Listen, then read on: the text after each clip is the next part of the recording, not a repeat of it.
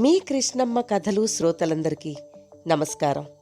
ముందుగా మీ కృష్ణమ్మ కథలు ఛానల్ని సబ్స్క్రైబ్ చేసుకోని వారు దయచేసి వెంటనే సబ్స్క్రైబ్ చేసుకొని బెల్ ఐకాన్ని నొక్కండి.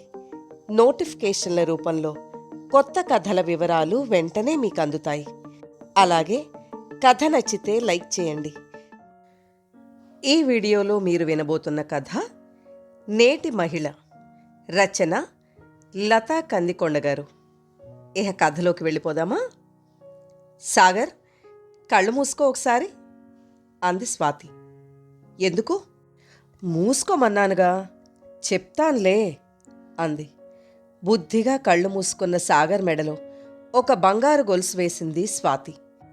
దానికి హార్ట్ షేప్లో ఉన్న పెండెంట్, దాని మధ్యలో ఎస్ అన్న అక్షరం నగిషీతో అందంగా చెక్కి కొట్టొచ్చినట్టు కనపడుతోంది. ఇప్పుడు కళ్ళు తెరిచి చూడు అంది. ఏయ్, ఏమిటిది? నీ మెడలో రేపు 3 ముళ్ళు వేయాల్సింది నేను అన్నాడు చేతిలోకి గొలుసు పట్టుకుని ఆశ్చర్యంగా చూస్తూ సాగర్. అందుకే, దానికంటే ముందే నీకిది మన మ్యారేజ్ గిఫ్ట్ అన్నమాట అంది స్వాతి. అంటే ఇండైరెక్ట్గా ఇది ఫీమేల్ డామినేషన్ అని చెప్పడం అన్నమాట. ఎనీవే, థ్యాంక్ యూ డియర్ అన్నాడు. ఆ హార్ట్ షేప్ పెండెంట్లో ఉన్న ఎస్ అక్షరం నోటీస్ చేశావా లేదా? అదేం చెప్తోందంటే స్వాతి, సాగర్ ఇద్దరూ వేరువేరు కాదు, ఒక్కరే అని దాని అర్థం. తెలుసా? ఓ మై గుడ్నెస్, ఇంత భావుకత అంటూ నవ్వాడు సాగర్. ఎలా ఉందో చెప్పవేంటి? నేనెంతో కష్టపడి స్పెషల్గా డిజైన్ చేసి ఆర్డర్ ఇచ్చి చేయించాను తెలుసా? బుంగమూతి పెడుతూ అంది Swathi. It is too good darling, నీ అంత అందంగానూ ఉంది అన్నాడు స్వాతిని దగ్గరకు తీసుకుంటూ సాగర్. స్వాతి, సాగర్ ఇద్దరూ అమెరికాలో ఎంఎస్ చేస్తున్నప్పుడు ఒకరినొకరు ఇష్టపడి ప్రేమించుకున్నారు. పెళ్లి చేసుకోవాలని నిర్ణయించుకున్నారు. కానీ కులాంతర వివాహం. దాంతో ఇరువైపులా పెద్దలు ససేమీరా కుదరదన్నారు. స్వాతి వాళ్ల నాన్న ప్రభాకర్ జిల్లా కలెక్టర్, ఒక్కతే కూతురు. తమ హోదాకు తగిన సంబంధం తెచ్చి ఘనంగా పెళ్లి చేయాలనుకున్న తరుణంలో తను సాగర్ని ప్రేమించానని, అతన్ని తప్ప వేరెవరినీ చేసుకోనని భీష్మించుకుని కూర్చుంది స్వాతి. మరోవైపు సాగర్ అక్కయ్య తన తమ్ముడికి తన కూతురు సరోజనిచ్చి పెళ్లి చేయాలని చిన్నప్పటి నుండి ఆశలు పెంచుకుంది. అవి కాస్త అడియాసలవుతున్నాయని తెలుసుకుని ఎట్టి పరిస్థితిలోనూ ఈ పెళ్లి జరగకుండా చూడాలని చాలా ప్రయత్నాలు చేసింది. మన కులమేంటి, వాళ్ళ కులమేంటి? ఈ పెళ్ళైతే మా అత్తారింటి వాళ్ళు నన్ను ఈ గడప తొక్కనివ్వరు, మీ కుటుంబాన్ని వెలేస్తారు అని అక్కయ్య బెదిరించి చూసింది. ఎవరేమనుకున్నా స్వాతి, సాగర్ల పెళ్లి ఇరువైపులా ఉన్న పెద్దవాళ్ల సమక్షంలోనే అతి వైభవంగా జరిగింది. పెళ్లి మర్నాడు వ్రతానికి తమ ఊరుకు రమ్మని ఆడపెళ్లి వారందర్నీ పిలిచారు సాగర్ తల్లిదండ్రులు. తీరా అక్కడికి వెళ్ళాక గాని స్వాతికి పరిస్థితి తెలిసి రాలేదు. 2 గదులున్న చిన్న ఇల్లు. బాత్రూంకి వెళ్ళి బట్టలు మార్చుకోవడానికే స్వాతికి అరగంట పైన టైం పట్టింది. అటు తల్లిదండ్రులు కారులో బయలుదేరితే తక్కిన బంధువులంతా బస్సులో ప్రయాణమై వస్తున్నట్టు తెలిసింది. ఆడపెళ్లివారి వైపు వచ్చిన వారందరినీ బయట ఉన్న ఒక పెద్ద హాల్లో కూర్చోమన్నారు. నిజం చెప్పాలంటే అది ఒక రేకుల షెడ్. ఒకవైపు ఎండకు చెమటలు కారిపోతున్నాయి అందరికీ. లోపల పూజ చేస్తున్న స్వాతికి మనసులో లేదు. బయట వచ్చిన వాళ్లంతా ఎలా ఉన్నారో అన్న ఆలోచనే. కానీ ఏమీ చేయలేని పరిస్థితి. పూజ పూర్తి చేసి భోజనాలయ్యాయనిపించుకుని వెళ్తున్న తల్లిదండ్రులకి తన కళ్లలో నీళ్లు కనపడనివ్వకుండా వీడ్కోలు చెప్పింది. అక్కడ ఎలాంటి గొడవలు జరగనందుకు ఆ సత్యనారాయణ స్వామికి మరోసారి మనసులోనే నమస్కరించుకుంది. సారీ నాన్న, అక్కడ మీకు చాలా ఇబ్బంది కలిగుంటుంది పుట్టింటికి వచ్చినప్పుడు అంది స్వాతి. మాదే ఉందిలేమ్మా, ఒక పూట వచ్చి వెళ్లేవాళ్లం, ఎలాగో సర్దుకుంటాం. అలాంటి ఇంట్లో జీవితాంతం నువ్వెలా వేగుతావు అడిగాడు తండ్రి ప్రభాకర్. అదేమిటండి, మీరు కూడా అలా అంటారేమిటి?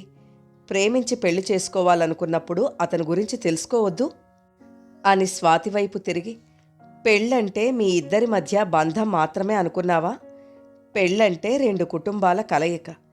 అందుకే పెద్దవాళ్లు పెళ్ళిళ్ళు కుదిర్చే ముందు అన్నీ ఆరా తీసి మంచి చెడు అన్నీ తెలుసుకుని మరీ పెళ్ళిళ్ళు నిర్ణయిస్తారు. అదేమీ లేకుండా, దేనికి మాకు అవకాశం ఇవ్వకుండా నీకు నువ్వే అన్ని నిర్ణయాలు తీసేసుకున్నావు నిష్ఠూరంగా అంది స్వాతి తల్లి నిర్మల. వాళ్ళ ఇంటి సంగతుల గురించి మా ఇద్దరి మధ్య ప్రత్యేకంగా ఎప్పుడూ చర్చకు రాలేదమ్మా. సాగర్కి తల్లి తండ్రి ఒక అక్కయ్య ఉన్నారని, తండ్రి ఒక ఉపాధ్యాయుడని మాత్రమే నాకు తెలుసు. మేమిద్దరం మంచి ఉద్యోగాలు చేసుకుంటున్నాం. తక్కిన విషయాలు నాకిక అనవసరం అనిపించింది అంది స్వాతి. మీ అవసరాలు మీవే గాని మాకు జరిగిన అవమానంతో మీకేం పని? పశువుల్ని ఒక దొడ్లో పడేసినట్లు మమ్మల్ని అందరినీ ఒక రేకుల షెడ్లో పడేస్తారా? బంధువుల ముందు ఎంత తలవంపులైంది. ఈ పాటికి ఈ విషయాలన్నీ ఊరికి పాకిపోయి దేశాంతరాలు ఖండాంతరాలు కూడా దాటిపోయి ఉంటాయి. పలానా ప్రభాకర్ గారి వియ్యంకుడింట్లో మమ్మల్ని పూజకు పిలిచి మండుటెండలో ఒక రేకుల షెడ్లో పడేశారు. బాత్రూంకి వెళ్ళడానికి కూడా లేకుండా ఒగ్గపట్టుకుని కూర్చోవలసి వచ్చింది అని దండోరా వేసి మరీ చెప్పుకుంటూ ఉండుంటారు. ఇదంతా మా కర్మ. కళ్ళనీళ్ల పర్యంతమైంది నిర్మల. అయితే ఇప్పుడు నన్నేం చేయమంటావు? వెళ్ళి వాళ్లతో గొడవలు పడమంటావా? అరిచింది స్వాతి. నిర్మల, నువ్వింక ఆపుతావా? అంతా అయిపోయాక ఇప్పుడు ఇవన్నీ అవసరమా? భార్యను కసురుకున్నాడు ప్రభాకర్. స్వాతి సాగర్లు అందరి ఆశీర్వచనాలు అందుకొని అమెరికా చేరుకున్నారు. అవును గాని, ఎప్పటినుండో అడుగుదాం అనుకుంటున్నాను. నేను నీకిచ్చిన చైన్ ఏమైంది? నీ మెడలో లేదేంటి? స్వాతి అడిగింది సాగర్ని. అదా, సరోజ తీసుకుంది. ఏంటి? అతడి సమాధానం విని అవాక్కయింది స్వాతి. మర్చిపోయావా? సరోజ మా అక్క కూతురు. ఒకరోజు నేను స్నానం చేసి బయటకు వచ్చేసరికి బల్ల మీదున్న గొలుసు తన మెడలో వేసుకుని, మామయ్య, ఈ గొలుసు నాకు చాలా నచ్చింది. ఇందులో ఉన్న ఎస్ అక్షరం మన ఇద్దరి గుర్తుగా ఉండిపోవాలని నేను తీసేసుకుంటున్నాను అంటూ నాకేమీ చెప్పే అవకాశం ఇవ్వకుండా ఇంట్లోకెళ్ళి, మావయ్య నాకు ఈ గొలుసు గిఫ్ట్గా ఇచ్చాడు అంటూ బంధువులందరికీ చూపించింది. ఇంత జరిగాక నేను కాదంటే బాగుండదని ఊరుకున్నాను. వివరణ ఇచ్చాడు సాగర్. నీకేమైనా పిచ్చి పట్టిందా అని అరిచింది స్వాతి. నువ్వేం మాట్లాడుతున్నావో తెలుసా? నేను సెన్స్ ఉండే మాట్లాడుతున్నాను. నేనెంతో ప్రేమగా నీకు మన పెళ్లి కానుకగా ఆ గొలుసు నీకిస్తే దాన్ని సరోజ తీసేసుకుందని ఇంత క్యాజువల్గా ఎలా చెప్పగలుగుతున్నావు? చెప్పానుగా, అది నాకు మాట్లాడే అవకాశమే ఇవ్వలేదని. అదే వర్తి మీకు అవకాశం ఇవ్వడానికి. మాటలు తిన్నగా రాని. ఏ, మీ అక్క కూతుర్నంటే ఉలికొచ్చిందా? అది నేను మీకిచ్చిన బహుమతి అని, తనకి కావాలంటే వేరే కొనిస్తానని చెప్పలేకపోయావా? శివమెత్తినట్లే విరుచుకుపడింది స్వాతి. అది అసలే నేను దాన్ని పెళ్లి చేసుకోలేదని ఏడుస్తోందన్న విషయం నీకు తెలుసు. మన ప్రేమ పెళ్ళి అన్నీ జరిగిపోయాయి కదా. అయినా ఆ గొలుసు ఎలాగో నేను రోజూ ఆఫీస్కు మెళ్ళో వేసుకెళ్లేది లేదు. అలాంటిది ఆ గొలుసు కోసం అది నా మొదటి కానుక, అది ఇది అంటూ సెంటిమెంటల్ ఫుల్లా మాట్లాడకు. ఏంటి, మన ప్రేమ పెళ్ళి అయిపోయాయా? అంటే పెళ్ళైపోతే ఇక ప్రేమ ఎందుకు అనా నీ మాటలకు అర్థం? ఎవరు ఇక్కడ ఫూల్లాగా బిహేవ్ చేసింది మాట్లాడుతున్నది? నువ్వే ఫూల్వి, నువ్వే ఇడియట్వి ఆవేశంతో అరుస్తోంది స్వాతి. ఏంటి, ఆఫ్టర్ ఆల్ వెధవ గొలుసు కోసం నోటికొచ్చినట్లు పేలుతున్నావు అంటూ స్వాతి దగ్గరకొచ్చి చెయ్యెత్తాడు సాగర్. ఏంటి, నన్ను కొడతావు కూడానా? కొట్టు చూద్దాం. ఎత్తిన సాగర్ చేతిని పట్టుకుంది స్వాతి. చిచి, నీలాంటి వాళ్ళతో మాట్లాడడం నాదే తప్పు అంటూ స్వాతి చెయ్యి వదిలించుకుని వీధి తలుపు దబాలను కొట్టి ఇంట్లోంచి బయటకు వెళ్ళిపోయాడు సాగర్. జరిగిన ఉదంతాన్ని జీర్ణించుకోలేకపోతోంది స్వాతి. తను ప్రేమించి పెళ్లి చేసుకున్నది ఈ సాగర్నేనా? పెళ్లికి ముందు తన తోడిదే లోకమన్నాడు. తను లేని బతుకు ఊహించలేనని తీయని మాటలు చెప్పాడు. తన మీద ప్రేమ ఒలకబోసి తనను వశపరుచుకున్నది ఈ సాగరేనా? ఇప్పుడింత వంకరగా మాట్లాడి చివరికి తన దగ్గరకొచ్చి కొట్టడానికి కూడా సిద్ధపడిన ఈ సాగర్నా తను ప్రేమించింది. స్వాతికి ఏడుపు ఆగడం లేదు. తల్లిదండ్రులను కూడా ఎదిరించి మరీ తను పెళ్లి చేసుకున్నది ఈ మనిషినా? అమ్మా నాన్న గుర్తుకు రావడంతో, దుఃఖం మరింత కట్టలు తెంచుకురావడంతో వెక్కి వెక్కి ఏడవడం మొదలుపెట్టింది స్వాతి. కాసేపటికి తలుపు తీసుకుని బయటకు వచ్చిన సాగర్ స్వాతి దగ్గరకొచ్చి సారీ చెప్పాడు. Get lost, leave me alone అంటూ సాగర్ చెయ్యి విదిలించుకొట్టింది. పెళ్లికి ముందు ప్రేమ వేరు, పెళ్లి తర్వాత దాని అర్థం వేరు అనే విషయం తెలుసుకోవడానికి స్వాతికి ఎన్నాళ్ళో పట్టలేదు. పెళ్లికి ముందు స్వీటీ, హనీ, నీకు సేవలు చేయడం కోసమే నేను పుట్టాను అన్నట్టు ప్రవర్తించే మగవాడి ప్రేమ తీరా ఆ ప్రేయసి భార్యగా మారిన తర్వాత ఆ ప్రేమ ఎలా రూపాంతరం చెందుతుందో సాగర్ చేసే ప్రతి పనిలోనూ స్వాతికి కనబడేది. పెళ్లైన కొత్తలో ఇంట్లో పనులు ఇద్దరూ షేర్ చేసుకునేవారు. రాను రాను అది కూడా మానేశాడు సాగర్. ఏ పని చెప్పినా విసుక్కోవడం, కసురుకోవడం ఎక్కువైపోయింది. ఏ ఆ మాత్రం పనులు నువ్వు చేసుకోలేవా? ఇక్కడ ఉద్యోగాలు చేస్తూనే అందరు ఆడవాళ్ళు ఇంట్లో పనులు కూడా చేసుకుంటారు. మీ పుట్టింటి వైభోగం ఇక్కడ సాగాలంటే కుదరదు అంటూ దెప్పి పొడవడం మొదలుపెట్టాడు. తనకి తిరిగి సమాధానం ఇవ్వాలంటే ఒక్క నిమిషం చాలు. కానీ ఇలా రోజూ ఇద్దరూ అరుచుకుని గొడవలు పడుతూ ఇదేనా జీవితం అంటే? పెళ్ళయ్యాక అందరు మొగాళ్ళు ఇలాగే ఉంటారా? లేక తనకే ఇలా రాసిపెట్టాడా ఆ దేవుడు? ఈ పరిస్థితిని తను అధిగమించడం ఎలా? స్వాతి ఆలోచనలకి అంతరాయం కలిగిస్తూ ఫోన్ మోగింది. హలో స్వాతి, నేనే. ఏంటి, ఫ్రీగానే ఉన్నావా? లేకపోతే మీ శ్రీవారితో బిజీనా? చిన్ననాటి స్నేహితురాలు సుజాత ఫోన్ చేసింది. అంత సీన్ లేదు కానీ ఏంటి విశేషాలు చెప్పు. నెక్స్ట్ వీకెండ్ నువ్వు ఖాళీయేనా? మన స్కూల్మేట్స్ ప్రభ, ప్రతిమ, ఫాతిమా అందరూ కాలిఫోర్నియాలో ఉన్నారు. నీకు వీలైతే మేమంతా కలిసి నీ దగ్గరికి రావాలనుకుంటున్నాం. నీకు ఓకేనా అడిగింది సుజాత. నిజంగానా? నెక్స్ట్ వీకెండ్ అంటే 24, 25 కదా? You are almost welcome. ఆ వీకెండ్ సాగర్ కూడా ఉండడు. వాళ్ళ ఫ్రెండ్ మ్యారేజ్కి డల్లాస్ వెళ్తున్నాడు.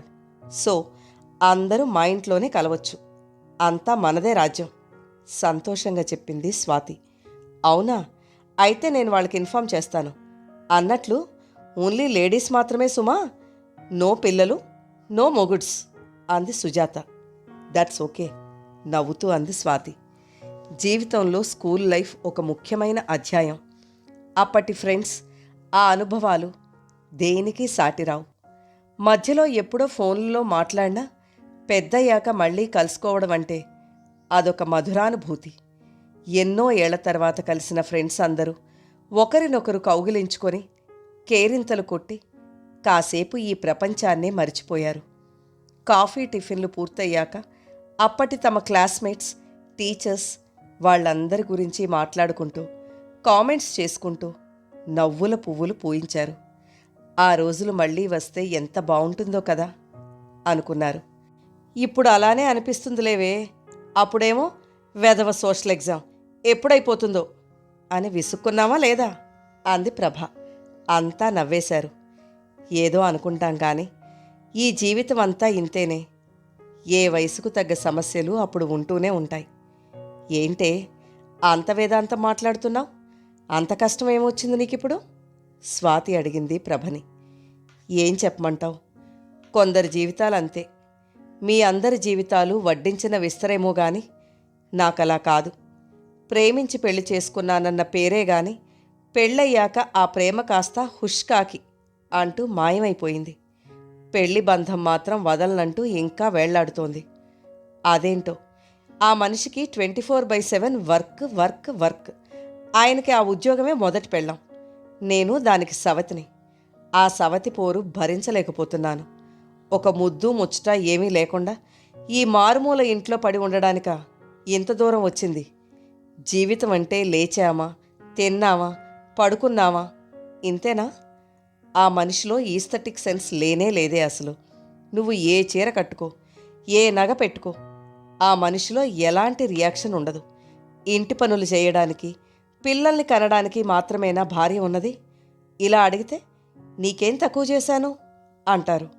మీ అందరి సంసారాలు ఎలా ఉన్నాయో కానీ నేను మాత్రం ఒక మెకానికల్ లైఫ్ గడుపుతున్నాను. నా జీవితంలో జీవమే లేదసలు నిట్టూరుస్తూ చెప్పింది ప్రభ. తల్లి, నువ్వేం బాధపడకు. నువ్వు ఉద్యోగం చేయకపోయినా మీ ఆయన నీకు నీ పిల్లలకి ఏం కావాలన్నా కొనిస్తున్నాడు. నా కథ వింటే నీ జీవితం ఎంతో మెరుగంటావు. మా వాళ్ళని కాదని రవిని పెళ్లి చేసుకున్నానా? పెళ్ళయ్యాక కానీ తెలియలేదు తన పిసినార్తనం. పెళ్ళైన మర్నాడే మొదలుపెట్టాడు మనిద్దరి డబ్బుని జాయింట్ అకౌంట్ వేసేద్దామని. దానికి నేను ఒప్పుకోనందుకు కోపం వచ్చింది. అలా అయితే ఇంటికి కావాల్సినవన్నీ నీ జీతంతోనే తీసుకోవాలని కండిషన్ పెట్టాడు. మరి నీ జీతం ఏం చేస్తావంటే అది అడిగే హక్కు నీకు లేదన్నాడు. అలాగని చెప్పి ఇంటికని నాకని నా డబ్బుతోనే నేను ఏది కొన్నా ఇది ఇప్పుడు అవసరమా అని తిరిగి రిటర్న్ ఇచ్చే వరకు గొడవే. నా జీతంలో ప్రతి పైసాకి లెక్క చెప్పాలంటాడు. నాకు వర్క్ ప్రెషర్ బాగా ఎక్కువైపోయి అటు ఉద్యోగం ఇటు ఇల్లు మేనేజ్ చేయలేక జాబ్ మానేస్తానంటే పిచ్చి పిచ్చిగా ఉందా, నిన్ను చేసుకుందే నీ ఉద్యోగం చూసి అని ఒకరోజు రవి అనేసరికి నేను షాక్ తిన్నాను. అదేంటి అలా మాట్లాడుతున్నావు అని అడిగితే క్లియర్గా చెప్పాడు. నీ అందాన్ని చూసి కాదు, నీ ఉద్యోగం నీ పొజిషన్ చూసే మా వాళ్ళందరినీ కాదని నిన్ను ఇంటర్ క్యాస్ట్ మ్యారేజ్ చేసుకున్నాను అని.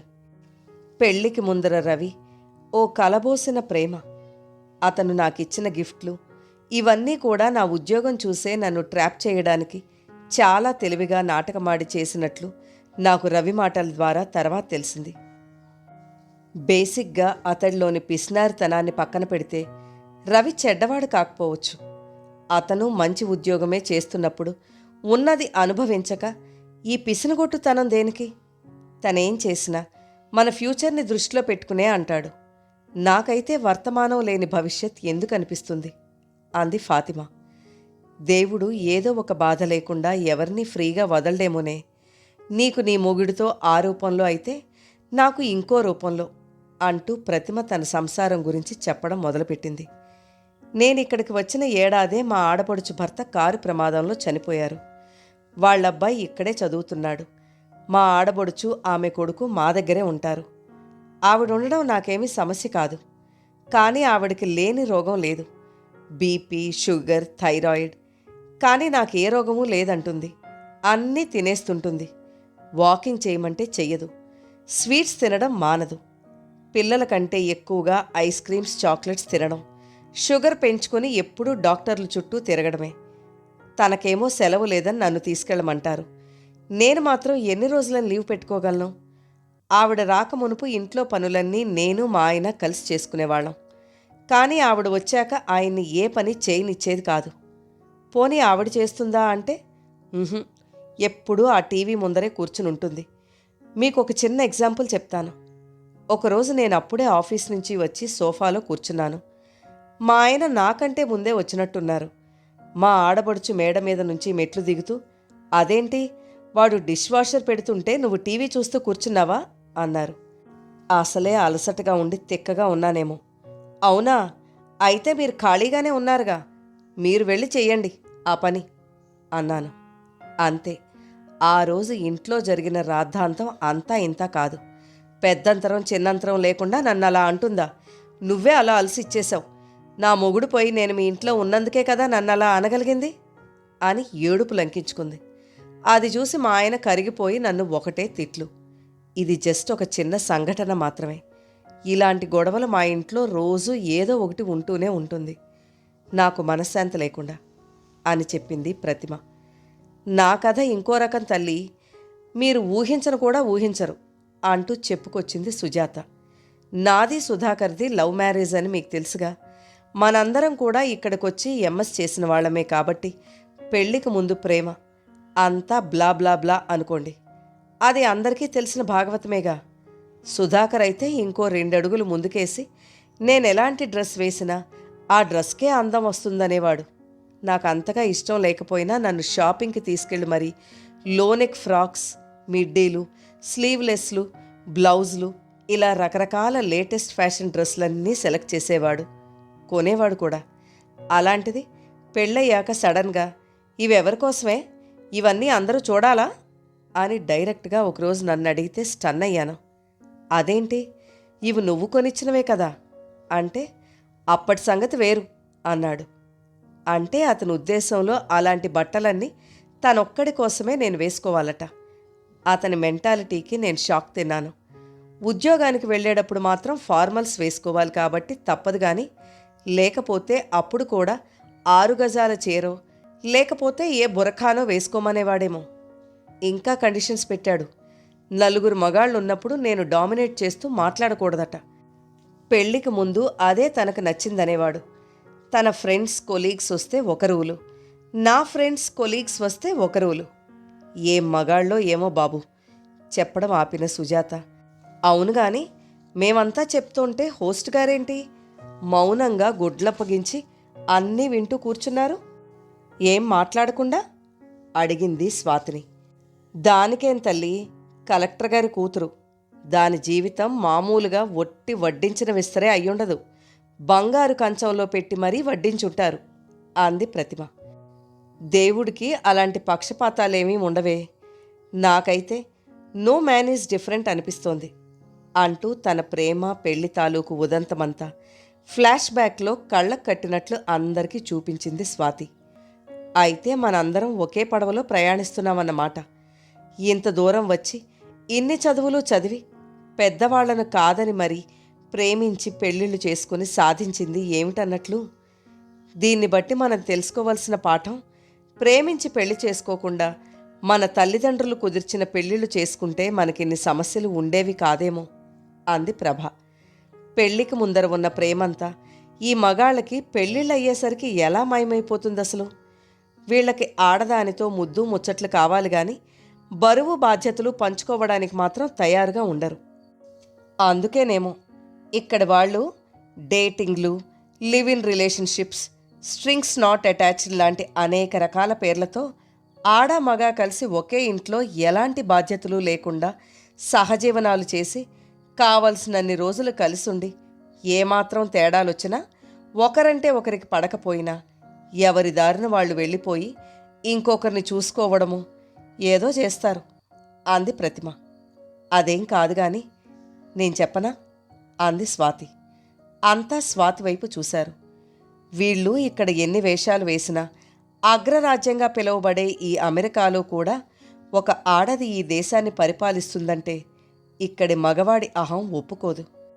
ఎందుకంటే అక్కడైనా ఎక్కడైనా ఇది మేల్ డామినేటెడ్ సొసైటీ కాబట్టి ఎక్కడైనా కూడా చదువుకి సంస్కారానికి సంబంధం లేదు. దీనికి చిన్న ఉదాహరణ, మొన్నటి తరంలో మన అమ్మమ్మ తాతయ్యల మధ్య అన్యోన్యత, ఆప్యాయత, నిన్నటి తరం నాటి అమ్మా నాన్నల మధ్య ప్రేమానురాగాలు నేటి తరమైన మన మధ్య లేవు. ఏ దేశంలోనైనా ఈ డిజిటల్ యుగంలో అటు భర్తతో పాటు సమానంగా ఉద్యోగం చేస్తూ ఇంటి బాధ్యత, పిల్లల బాధ్యత అన్నీ భరిస్తున్న ఏ భార్య కూడా నేను 100% నా మొగుడితో సుఖంగా సంతోషంగా ఉన్నానని గుండెల మీద చెయ్యేసుకుని చెప్పడం అంటే అది అతిశయోక్తి అవుతుందనే నా ఉద్దేశం. ఇప్పుడు మనమంతా కూర్చుని మన మొగుళ్ళ గురించి, వాళ్లలోని లోపాల గురించి చెప్పుకున్నాం. కానీ మనలో ఏ ఒక్కరైనా మన భాగస్వామికి విడాకులివ్వడానికి సిద్ధంగా ఉన్నామా? అలా ఎవరూ సిద్ధంగా ఉన్నారని నేను అనుకోవడం లేదు. దానికి కారణం కొంతమందికి పిల్లలు ఉండడం కావచ్చు, కొంతమందికి కుటుంబం, పరువు, ప్రతిష్ట కారణం కావచ్చు, మరికొందరికి భర్తను వదిలేస్తే జీవితాంతం ఒంటరిగా ఉండగలనా అన్న భయం కావచ్చు, మరొకరికి వీడిని వదిలేసి మరొకడిని కట్టుకుంటే వాడు మాత్రం తిన్నగా కాపురం చేస్తాడనే నమ్మకమేంటి అనే రకరకాల కారణాలుండొచ్చు. నా అనుభవంలో నేను తెలుసుకున్నదేమిటంటే భారతీయ వివాహ వ్యవస్థ చాలా గొప్పది. సర్దుకుపోవడం అనే ఒక గొప్ప గుణాన్ని అది మనకు అలవాటు చేసింది. అసలు పెళ్ళంటేనే ఒకరికొకరు అడ్జస్ట్ అయి ఉండడమేమో. మనం ఇక్కడ తెలుసుకోవాల్సిందేంటంటే మన సంతోషానికి కానీ మన దుఃఖానికి కానీ మనమే కారణమవుతాం. లోపాలు లేని మనిషి అంటూ ఉండడు. పాస్ట్ ఈజ్ పాస్ట్ అనుకుని దేన్నైనా వదిలేయాలి, కానీ జరిగింది తలుచుకుంటూ కుమిలిపోవడం వల్ల మనం చేయగలిగిందేమీ లేదు. ఎదుటి మనిషిలో లోపాల్ని మాత్రమే పట్టుకుని వేలాడుతుంటే బంధాలు మెరుగుపడవు సరికదా, మరింత సడలిపోతాయి. కాబట్టి ఆల్ సెడ్ అండ్ డన్ చెప్పొచ్చేదేమిటంటే దేవుడు మనకిచ్చిన వరం ఈ జీవితం. ఏ ప్రేమతో మన జీవితాల్ని ధైర్యంగా మొదలుపెట్టి ముందడుగు వేశామో అదే ప్రేమని ఆయుధంగా మార్చుకుని ఎదుటివారిలో, అంటే మన భర్తల్లో అన్నమాట, మనమే మార్పు తీసుకురాగలగాలి. కోపం, ద్వేషంతో మనం చేయలేని ఎన్నో పనులు ఓర్పు, సహనం, ప్రేమలతో తప్పక సాధించగలుగుతాం. కాబట్టి ఈ విధంగా పాజిటివ్ యాటిట్యూడ్తో ఆలోచిస్తే మన జీవితాన్ని ఒక రంగుల కలగా మార్చుకోవచ్చు అని నేను అనుకుంటున్నాను. ఏమంటారు?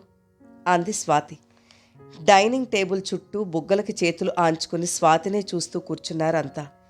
ఏంటే అంతా నా వైపు చూస్తారలా? నేనేమైనా తప్పుగా మాట్లాడానా? అడిగింది స్వాతి. అంతా అనుకోకుండా ఒకేసారి చప్పట్లు కొట్టారు. ఎంత ఆరిందాలా మాట్లాడావే? ఎప్పుడూ అల్లరి చేస్తూ గొడవ చేసే మా స్వాతివేనా నువ్వు? అందుకే అలా ఆశ్చర్యంగా చూస్తున్నాం అంది ప్రతిమ. అది గోల్డ్ మెడలిస్టే, ఏమనుకున్నారు? అంది ప్రభ. మా స్వాతి నిజంగా స్వాతి ముత్యం అంటూ దగ్గరకు తీసుకుంది సుజాత. అదెప్పుడూ మన టీం లీడరే గాని మాటల్లో పడి టైం తెలియలేదు మనకి. ఆకలేస్తోంది. అదేదో సామెత చెప్పినట్టు రామేశ్వరం వెళ్ళినా ఏదో తప్పలేదన్నట్టు ఇక్కడికి వచ్చినా మనకి వాళ్ళ గోల తప్పలేదు చూసారా? అంది ఫాతిమా. ఎందుకనుకుంటున్నావు? They are part and parcel of our lives అన్నమాట అంది స్వాతి. గాడిది గుడ్డేం కాదు. నువ్వింక మాట్లాడకే. నడవండిక, బయటకు పోదాం. ఇప్పటికే చాలా టైం వేస్ట్ చేసేసాం అంది ఫాతిమా. అందరూ తేలికపడ్డ హృదయాలతో నవ్వుకుంటూ లేచి బయటకు వెళ్ళడానికి తయారవ్వసాగారు. కథ నచ్చితే లైక్ చేయండి. మీరు లైక్ చేయడం వల్ల మరింత మందికి ఈ కథలు చేరతాయి.